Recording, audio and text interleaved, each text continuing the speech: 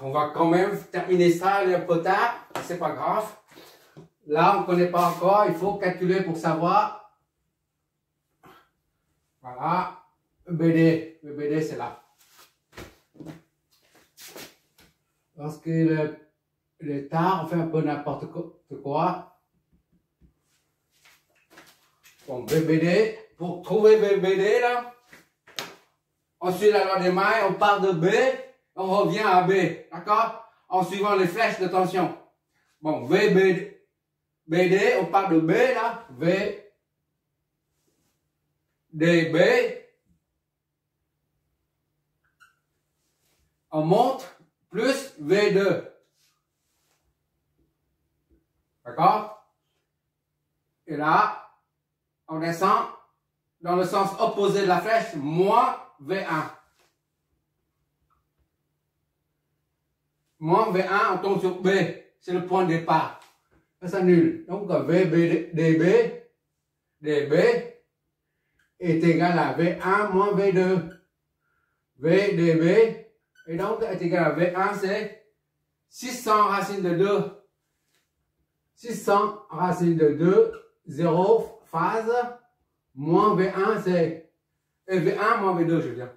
V2, c'est 120 racine de 2, 0.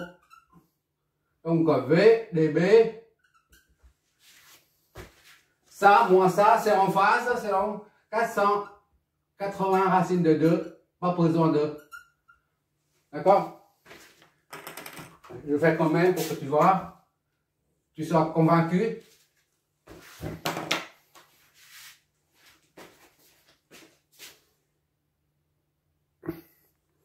Voilà. D'accord? Ça nous donne ça. Donc, il n'y a pas de phase. En module de phase, ça doit être toujours la même chose. Il n'y a pas de phase. D'accord?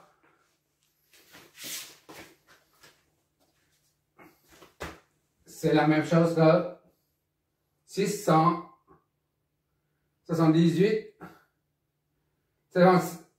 On a dit 8, 0. C'est la même chose que 680 là, parce qu'on a dit à environ, d'accord? Donc c'est 660. On considère comme 660, d'accord? 680, je veux dire. Voilà. 680, c'est 400. Voilà, racine de 2, 0. V1, V2 et V sortie là sont en phase. D'accord? Maintenant, on va déterminer la puissance. S1 est égal à V1F. Là, S1 ici, là. Puissance apparent 2 est égal à S. V1F fois I AB. F. F, d'accord?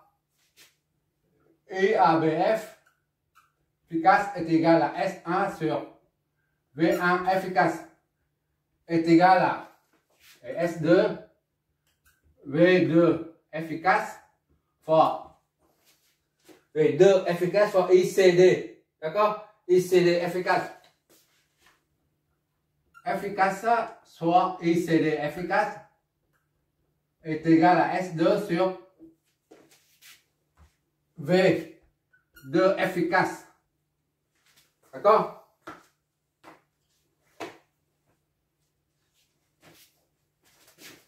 Et il faut fixer S1, S2 est égal à S. Pour ne pas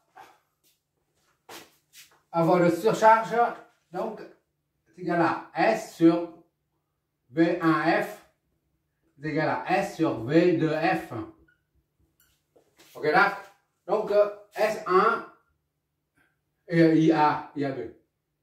IABF efficace est égal à 12 000 divisé par V1F. V1 c'est la même chose que 600 racine de 2. La valeur efficace c'est 600. D'accord? Et I, C, D, F, 12 000 divisé par V2F. V2, c'est 120 racine de 2. En amplitude, donc on prend la valeur efficace, c'est 120. Ça, 2, ça fait 20. Et ça, 1, 100. IAB efficace est égal à 20 ampères efficace. ICD efficace est égal à 100 ampères efficace. Ah, j'ai la dalle. Je fais ça maintenant, j'ai la dalle là.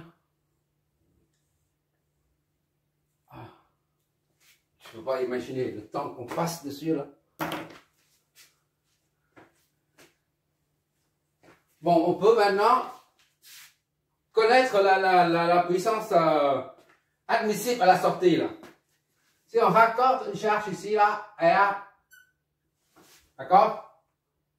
La puissance admissible c'est U est égal à RI tout simplement, d'accord? Mais on calcule tout, on calcule l'intensité du courant et la phase des courants et tout ça, comme tout à l'heure. Comme tout à l'heure, on considère une alternance N pendant laquelle considérer une alternance N pendant laquelle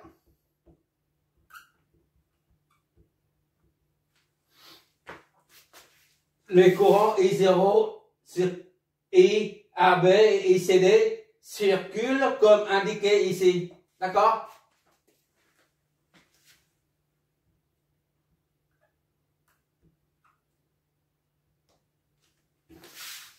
Il faut que je note ça une fois seulement.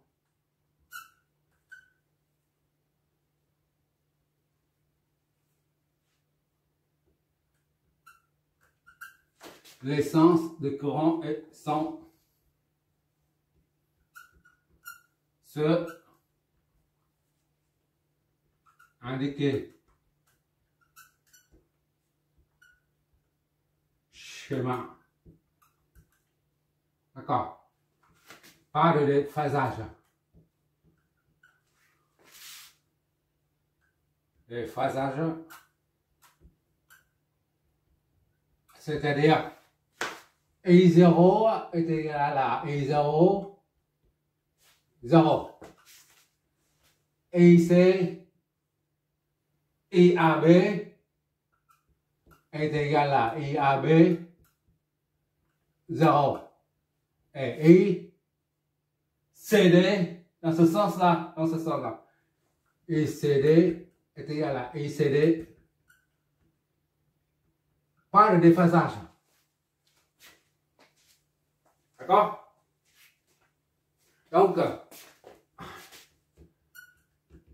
IAB est égal à ça, le volume c'est ça, fois 20 fois racine de 2, 0. D'accord? Et on ne peut pas dire I, puisque IAB comme ça, ICD sera 100. Racine de 2, 0. Non, ça ne marche pas comme ça, parce qu'il faut tenir compte du rapport. Le rapport en N est égal à I1 sur I2 est égal à moins N ici là.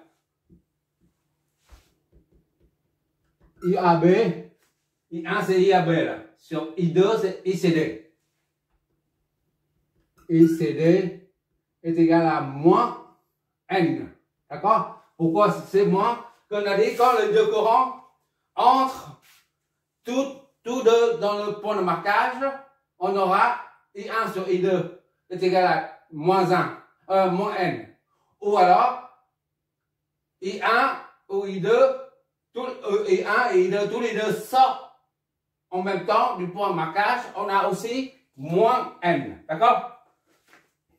Donc, il suffit d'avoir IAB à 0 et on en déduit ICD. Moins N, IAB. Et ici, V2 c'est ça, V1 c'est ça. Le rapport c'est V2 sur V1, d'accord? C'est 120, soit tu prends la valeur efficace seulement 120 divisé par 600, soit tu prends l'amplitude divisé ça revient au même, d'accord? C'est moins 120 moins 120 sur V2, je vais mettre correctement V2 sur V1 fois IAB, voilà. Donc ICD et donc est égal à moins 120 sur 600. V2 c'est là, V1 c'est là, c'est 600. D'accord? V1 c'est la même chose que la tension au bord de la source. Tout ça fois IAB. IAB c'est, on a dit, là, IAB. 20 racine de 2, 0. Donc ICD, je fais une erreur ici, là. Ça c'est plus là. Ça, ICD est égal à ça sur N. Sur N. ICD, IAB sur N. Moins N. Voilà. D'accord?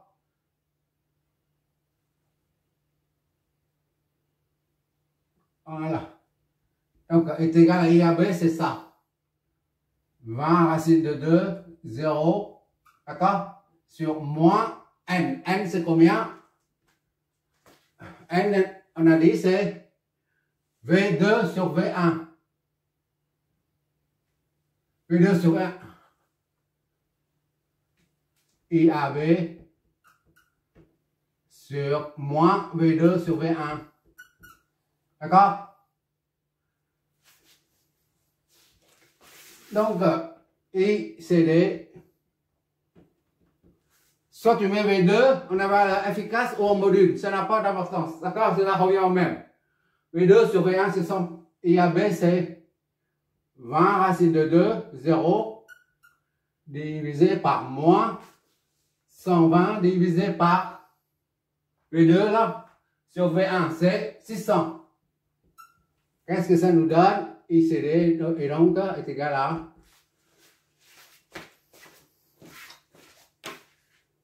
calculatrice. Tu regardes. OK. Voilà. Qu'est-ce que ça nous donne? Oh là là. Faut pas bien. Faut pas bien. Voilà, allez hop. Voilà. Module de phase, qu'est-ce que ça nous donne? Il y a 120, 180 de phasage.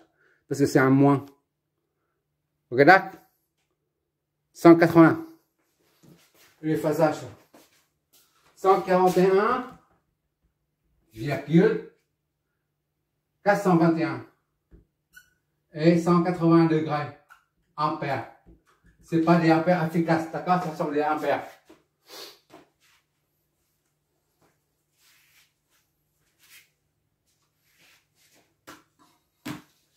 Et maintenant, il faut prendre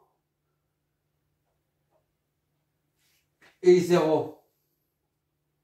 On a AB et CD, d'accord? IAB est là. AB. Pendant l'intervalle N. Ça, ICD. Pendant l'intervalle N. D'accord? N. Là, c'est N. Et maintenant, on a déduit. Là, c'est AB. Là, c'est D. Maintenant, on a dit, on a déduit I0. I0, d'après notre supposition, I0 est là. IAB plus ICD. Loi des deux. Donne I0 est égal à IAB plus ICD. ICD. C'est-à-dire 20 racine de 2, 0, plus 141, d'accord? Virgule 421, 180 degrés. Donc, I0 est égal à, hop là.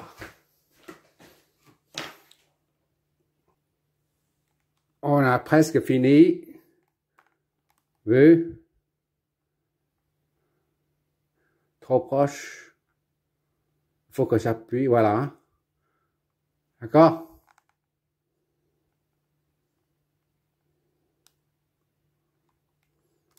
Ça nous donne ça. Module et phase, il y a une phase là. Parce que c'est moins. Bon, 113, 137 et 180 degrés. 113, 137 et 180 degrés. Ampères, d'accord? Après ce deuxième exercice concernant autotransformateur, il n'y a plus de secret. Et tu arrives tout seul à te débrouiller en triphasé. Tu verras, c'est très simple. Du moment que tu as bien maîtrisé le principe de les démarches et le principe de raisonnement. C'est ça qui compte. D'accord? C'est juste le principe, les étape par étape. Tu en déduis, c'est toujours par la logique, par la déduction. Courant qui entre, positif, et après la flèche qui suit doit être orientée vers le haut, ainsi de suite. Et pour trouver la polarité de ça, la phase, tu fais la somme d'une maille et ça te donne l'amplitude et la phase. Tu vois, c'est assez simple, mais au début, on ne sait pas comment s'y prendre. C'était mon cas avant. D'accord? Bon, on a I0 là. Maintenant, on va faire comme d'habitude là, comme l'exemple précédent, le numéro 4 là, on va redessiner ça et on met les courants dessus. D'accord? Voilà, j'ai remis ce schéma là ici. Maintenant, il suffit de mettre les courants dessus. Ça, c'est pour l'alternance 1N, et là, c'est pour l'alternance N plus 1. D'accord? Pour l'alternance N, on a AB qui n'est pas déphasé. Donc, le son reste tel quel. AB descend en bas. AB descend comme ça, là. Entre par le point. Donc, ici, c'est positif. D'accord? Entre par le point. On ne met pas, hein, c'est bon. On met juste le IAB. IAB, c'est 0 là. Il n'y a pas de déphasage, donc ça correspond bien à ça. Correspond bien à ça. IAB est égal à 20 racine de 2, 0. D'accord? Bon, maintenant IO. IO, c'est ça. I0. Il y a un déphasage là, 180. Il faut retourner la flèche. I0. On a supposé comme ça, mais d'après nos calculs, notre calcul, on trouve 180 degrés. Donc, il faut inverser. C'est opposé. D'accord? C'est I0 est égal à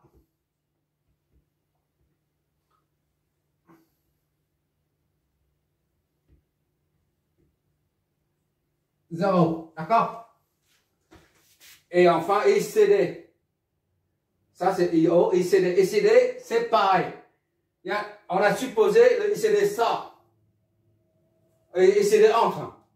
D'accord? Mais là, c'est déphasé, là. Donc, ça sort. Il faut inverser ça. Ça sort. Ça sort ici. ICD.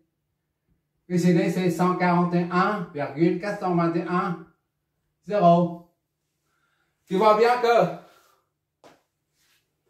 Non, il y a un problème là. Il y a un bémol là.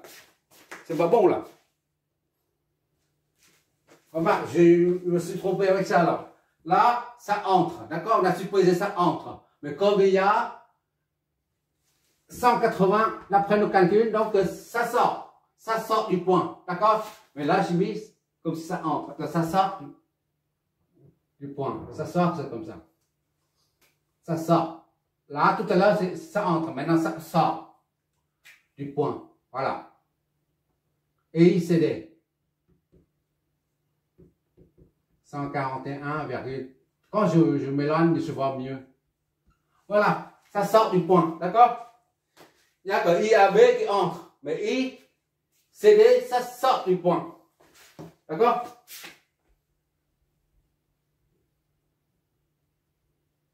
Donc ici, là, on voit bien que ça, c'est égal à I à B, et à B, à B, à B, B, c'est 100, ça c'est 20 racines de 2. 20 racines de 2, c'est combien ça?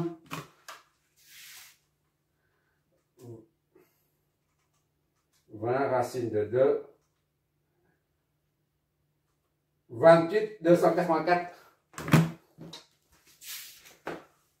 28, 284. 0. Tu vois bien que ICD est égal à la somme des deux là. 28 plus ça fait 141. D'accord? Donc, à l'intervalle suivant, N plus 1, tous les courants s'inversent. I0 va comme ça là. D'accord? Et ICD, ça entre. Maintenant, tout à l'heure, ça sort du point. Maintenant, ça entre. ICD comme ça. ICD là. D'accord? Et là, tout à l'heure, pendant l'intervalle, l'alternance N, ça descend, maintenant ça monte. I, A, B, voilà. I, C, D. Enfin. Et enfin, la puissance. On va voir la puissance apparente totale, c'est S est égal à S sortie est égal à UI. D'accord? UI, c'est la tension là, c'est 400 VF fois IF est égal à VF, c'est 4 V dB efficace fois IF. IF, c'est I qui circule là-dedans, là, I, CD efficace. Donc, est égal à 480 fois ICD. Efficace, c'est ça divisé par racine de 2. Ça fait 100. Ça fait 48 000 voltampères. D'accord? Donc, S sorti là, admissible ou admissible est égal à 48 kVA. Voilà. On va apporter une conclusion à tout ça.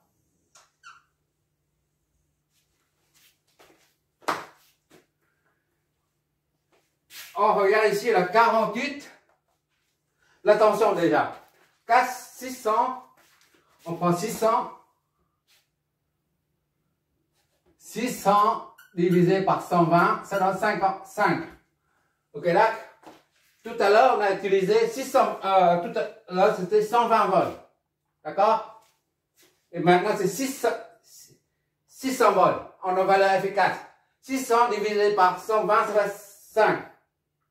D'accord? Et maintenant, tout à l'heure, on a 9,6 kV ampères à la sortie. Maintenant, on a 48. Donc, 48 divisé par 9,6. Ça te donne combien?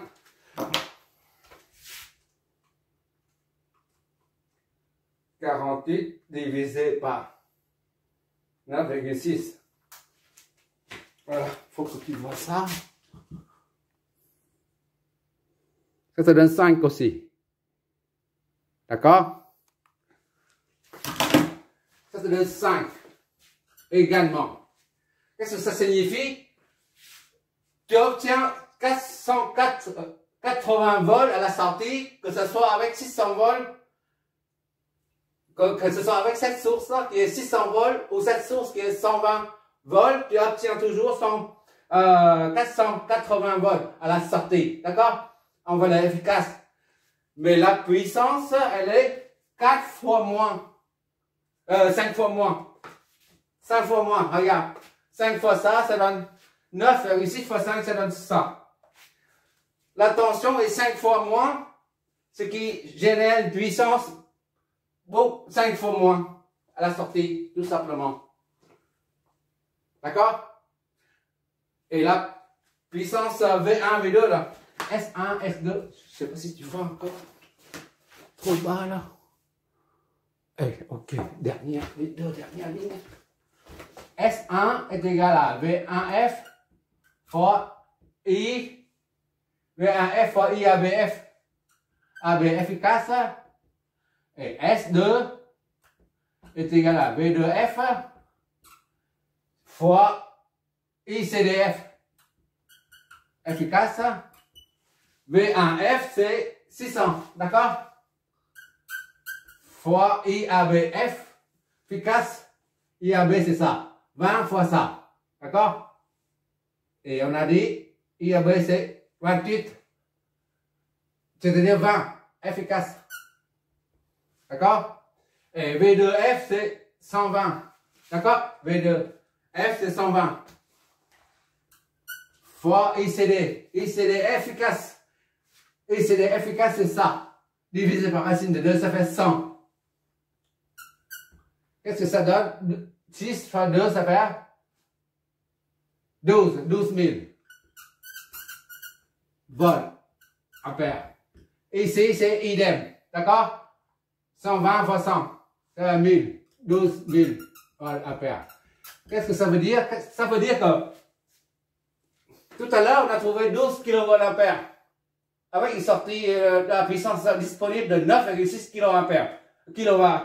Oui. Maintenant, on trouve une puissance de 48 kVA et S1 et S2 est toujours égal à 12 kVA.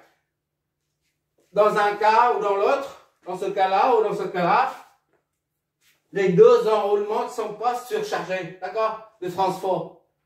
Les deux enroulements, les deux bobines ne sont pas surchargées.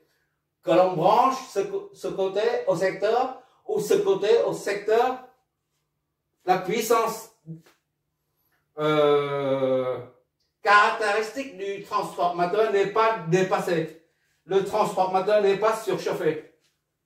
D'accord? Voilà la conclusion. Et c'est quoi la charge pour avoir, tout à l'heure, pour avoir 9,6 kVA, on met une charge de 24. La charge de 24 ohms absorbera 9,6 kVA. Maintenant, pour absorber cette puissance apport, il faut qu'elle charge tout simplement S est égal à VI. I est égal à RI, comme tout à l'heure on a calculé là. On va calculer tout de suite. Et c'est terminé après. Je sais pas si tu vois. C'est la dernière des dernières lignes.